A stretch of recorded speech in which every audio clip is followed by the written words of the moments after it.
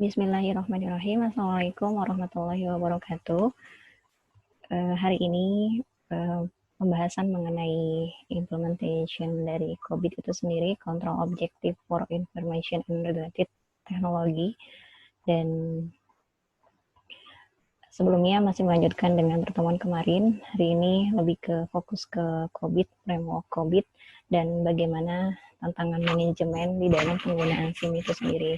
Sistem informasi manajemen. Yang pertama adalah bagaimana di dalam suatu perancangan sistem yang mengantisipasi di dalam pengendalian yang memang terlalu berlebih, sehingga sebelum adanya pengendalian itu berlanjut, maka sudah ada antisipasi yang memang akan terjadi di dalam perancangan sistem. Dan yang kedua adalah bagaimana di dalam sistem manajemen itu bisa memenuhi standar di dalam jaminan kualitas yang ada, terutama di dalam pembahasan aplikasi sistem informasi yang nantinya terapannya, framework-nya adalah bisa menggunakan dengan metode COVID. Di sini mengapa sistem informasi itu begitu rentan? Karena di dalamnya adalah beberapa perangkat keras, kemudian perangkat lunak, kemudian dari people-nya ataupun SDM-nya. Nah, itu sangat keterkaitan, dan begitupun dengan incidental kebencanaan yang memang tidak kita ketahui gitu kan, entah itu nantinya ada kebakaran, kemudian pencurian data, permasalahan listrik, dan lain-lain yang memang harus dan perlu adanya antisipasi, sehingga seperti halnya yang tadi sudah ada pengendalian resiko ataupun pengendalian yang akan diantisipasi di dalam kedepannya nanti. Di sini ada beberapa kendala penggunaan sistem informasi dan yang kedua adalah SOP-nya yang perlu ada program kerusakan fisik terhadap sistem informasi itu sendiri, hanya semua bisa dengan SOP yang sudah tercatat dalam standar penanganan. Kemudian ada kesalahan yang memang di sini mencoba mengikuti siklus yang ada dari sistem terotomatisasi ataupun secara otomatik yang memang di dalamnya sudah mengikuti ataupun adanya flow tergantung dari siklus prosesnya. Di sini adalah memang lebih ke perangkat aplikasinya, tapi tidak menutup kemungkinan ketika ada SDM yang memang belum memahami terhadap aplikasi itu sendiri, sehingga akan terjadi kesalahan di dalam entah itu pengentrian data ataupun di dalam proses penggunaan aplikasinya. Dan di sini pun juga bisa terjadi manakala aplikasinya pun di dalam prosesnya ada yang masih trial, kemudian ada yang masih perlu pengembangan. Nah, itu perlu adanya pengembangan di dalam sistem informasi. Tujuan keamanan sistem informasi itu adalah yang pertama, kerahasiaan. Tidak semua orang perlu mengetahui keamanan sistem informasi di dalam suatu perusahaan ataupun instansi ataupun organisasi, tapi hanya beberapa akses saja yang memang diperlukan. Kemudian ketersediaan. Di sini memang sistem itu harus siap dengan segala bentuk penyediaan data dan informasi bagi mereka yang berwenang ataupun yang memang memiliki akses untuk bisa mendapatkan data dan informasi itu. Dan yang ketiga adalah integritas. Di sini adalah bagaimana semua sistem dan juga subsistem yang harus dibangun dengan memberikan gambaran yang lengkap dan akurat dari sistem fisik yang dimilikinya. Jadi ketika ada demand ataupun yang minta di dalam penggambaran terhadap sistem itu sendiri, dia sudah bisa menggambarkan dengan lugas bagaimana di dalam semua sistem dan juga subsistem yang akan digambarkan oleh permintaan customer itu sendiri. Nah, saat ini adalah pembahasan mengenai COVID. Di sini perancangan COVID adalah memang lebih ke penguasaan IT. Kita ketahui bahwasannya IT itu adalah information technology, dan information itu adalah lebih ke arah demand ataupun permintaan. Kemudian kalaupun teknologi itu adalah lebih ke arah perangkatnya. Jadi untuk pelengkap daripada si information itu. Namun untuk menyatukan itu semua adalah perlu adanya sebuah metode ataupun framework yang dinamakan dengan COBIT. Di sini ada beberapa tahapan dari mulai COBIT versi pertama, COBIT versi kedua, ketiga, keempat, hingga sampai dengan kelima. Dan tentunya pada saat versi COBIT pertama itu hanya baru bisa melakukan secara audit. Kemudian COBIT kedua itu berkembang, sudah adanya untuk pengkontrolan. Jadi ada audit, kemudian kontrol. Nah, COBIT ketiga sudah masuk ke dalam manajemen. COBIT keempat itu sudah masuk ke dalam IT governance. Kemudian COBIT kelima sudah melengkapi dengan governance of enterprise IT. Sehingga dirasa sangat komplit ya ketika kesemuanya itu sudah memasuki ke dalam enterprise IT ataupun di dalam bisnis framework yang nantinya akan kita buat. Nah, apa visi dari COBIT itu sendiri? Yaitu model untuk penguasaan di dalam IT, sehingga penyempurnaan di dalam bentuk framework-nya akan lebih terintegrasi dan semuanya pun akan lebih tertata dengan rapi. Kemudian ada misi di dalam COBIT, yaitu ia melakukan penelitian, pengembangan, publikasi, dan promosi terhadap kontrol objektif dari teknologi informasi yang secara umum diterima di lingkungan internasional untuk pemakaian sehari-hari oleh manajer dan auditor. Memang misinya itu adalah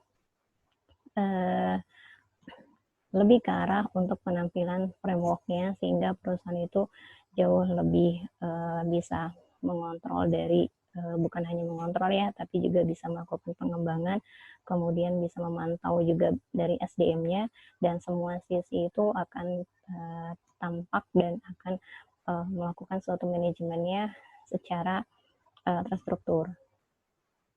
Dan di sini ada beberapa COBIT framework-nya, ada IT research, kemudian prosesnya ia akan ke IT proses, kemudian business requirement-nya. Nah, di sini adalah yang tadi disampaikan bahwasannya apa saja sih research dari IT itu sendiri. Yang pertama adalah data tentunya, kemudian dibutuhkan information system, sistem informasi, ada teknologinya, ada fasilitasnya, ada human resource-nya. Nah, prosesnya seperti apa gitu. Di sini memang di dalam COBIT terdapat 4 bagian, 4 proses yang memang menyatu di dalam setiap poinnya. Ada plan dan organisasi, ada perencanaan dan organisasi yang memang harus menyatu. Yang kedua adalah pengadaan dan implementasi, ketiga pengantaran dan dukungan ataupun support, pengawasan dan evaluasi. Nah, apa yang dibutuhkan dari business requirement-nya? Tentunya setiap informasi itu yang tadi di awal bahwasannya ada informasi, kemudian ada teknologi ataupun IT. Nah, business requirement itu masuk ke dalam informasinya.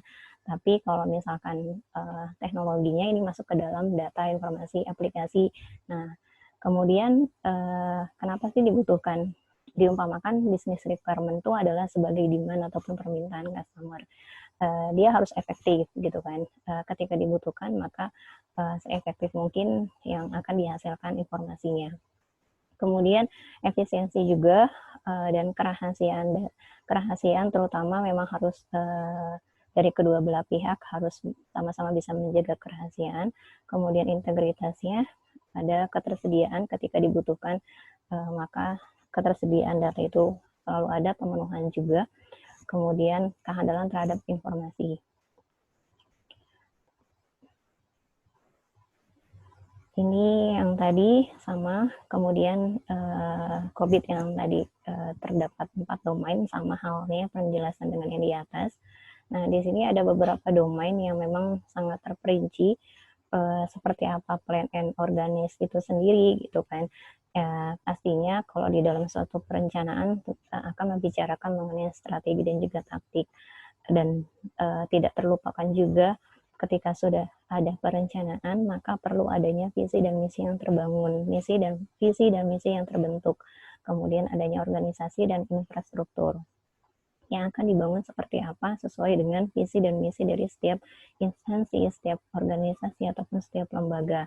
Nah, di sini biasanya akan timbul suatu pertanyaan, tapi tidak menutup kemungkinan pertanyaan ini akan bertambah tergantung dengan kondisi yang ada. Kemudian di sini tahapan kedua adalah pengadaan dan implementasi. Topiknya yang biasa terjadi adalah solusi apa yang akan diberikan ketika terbentuk adanya IT, kemudian perubahan dan maintenance-nya seperti apa.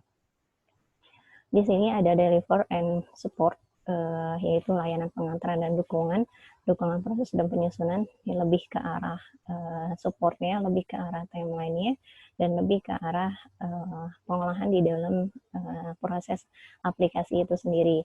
Dan yang terakhir itu adalah lebih ke arah lebih ke kontrol dan evaluasi, penilaian overtime-nya, jaminan pengiriman, kemudian nanti perlu adanya sistem pengendalian manajemen ketika adanya kesalahan, kemudian ada pengukuran pekerjaan, yang dimana bukan hanya sekedar pengontrolan, tapi nantinya pun akan ada evaluasi ketika sistem itu sudah berjalan.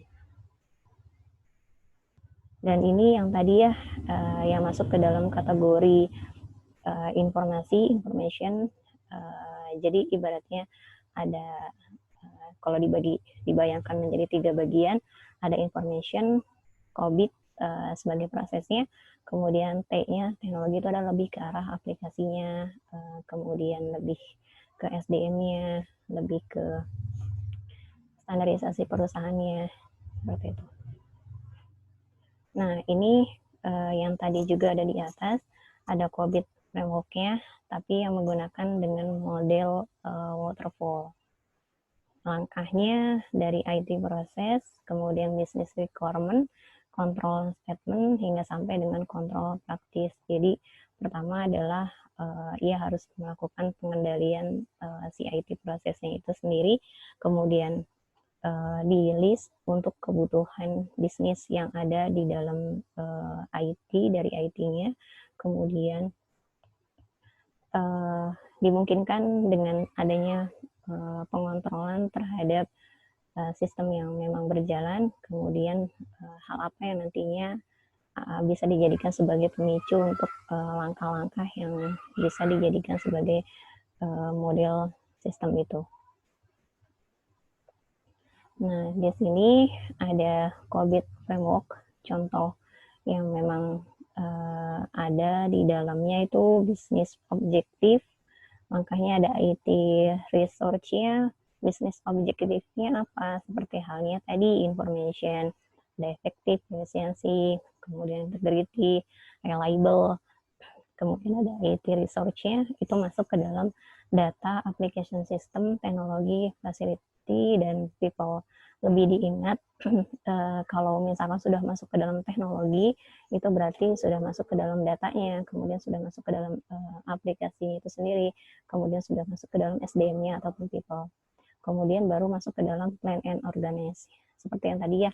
Nah, ini lebih ke langkah-langkahnya, seperti apa. Yang pertama, P1, P2, dan seterusnya, ini adalah pemenuhan ataupun standarisasi yang sudah dibuat oleh COBIT framework-nya untuk bisa menjadi panduan ketika akan membuat framework dengan menggunakan metode COBIT.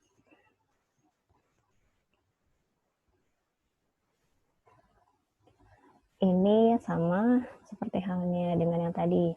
Nah, ini ada model kematangan ya di dalam IT itu sendiri, yaitu untuk melakukan benchmark dengan self-assessment oleh manajemen teknologi informasi secara lebih efisien. Kemudian nanti bisa dilihat juga, maksudnya model kematangan yang memang dari setiap evaluasi perusahaan, organisasi, ataupun lembaga, levelnya itu dinilai dari 0 hingga sampai 5, dan itu pun ada kualifikasinya ataupun ada poin-poinnya seperti apa dan penilaiannya. Di sini ada COBIT versi 4 dan ada COBIT versi 5. Cuman untuk yang terupdate sampai dengan saat ini adalah memang COBIT versi kelima. Ini sudah tadi. Nah, ini adalah lebih ke poin penilaian ya. Ini level kematangan, kemudian ini framework COVID Index kematangan dari 0 sampai dengan 0,5 berarti dia kematangannya tidak ada. Nah, kalau misalkan 0,51 sampai dengan 1,5 berarti sudah memiliki inisial di dalam level kematangan proses manajemennya. 1,51 sampai dengan 2,5 dia sudah masuk ke dalam pengulangan proses berdasarkan intuisi. Begitupun hingga sampai dengan optimalisasi. Nah, ini ketika sudah sampai poin kelima, berarti manajemennya sudah mulai bisa mengikuti dari framework COVID. Tapi tentunya ketika baru sampai level 3, berarti ia ataupun di dalam manajemen tersebut mencoba untuk terus mengembangkan hingga sampai framework itu sendiri terpenuhi. Ini nanti bisa dipantau ya, bisa dibaca lebih mendalam. Berikut saya coba sampaikan mengenai video singkat 2 menit dan itu menggambarkan secara umum mengenai COVID.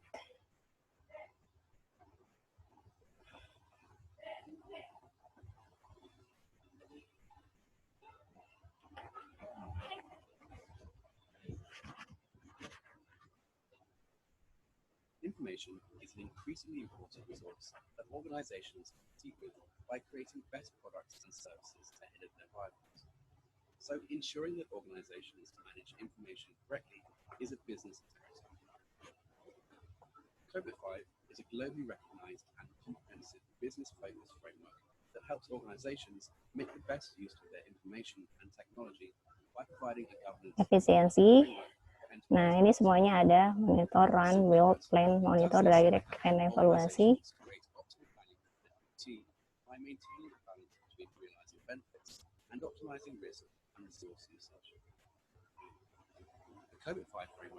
Nah, ini COVID yang versi kelima. Sudah masuk ke dalam enterprise.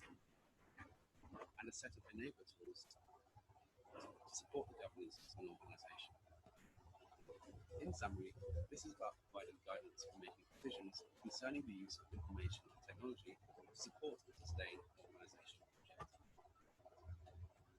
Codify enables IT to be governed and managed across the entire organization by considering the IT-related interests of internal and external stakeholders, such as business users and management, as well as outsourced service providers and regulators.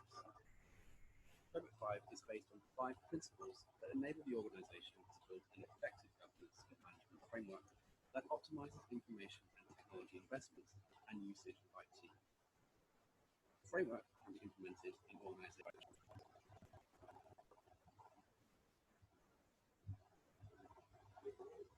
Ya, demikian itu videonya dan saya rasa cukup. Semoga pemaparan hari ini bisa dan mudah dipahami dan semoga ilmunya juga barokah untuk kita semua. Saya akhiri, wassalamualaikum warahmatullahi wabarakatuh.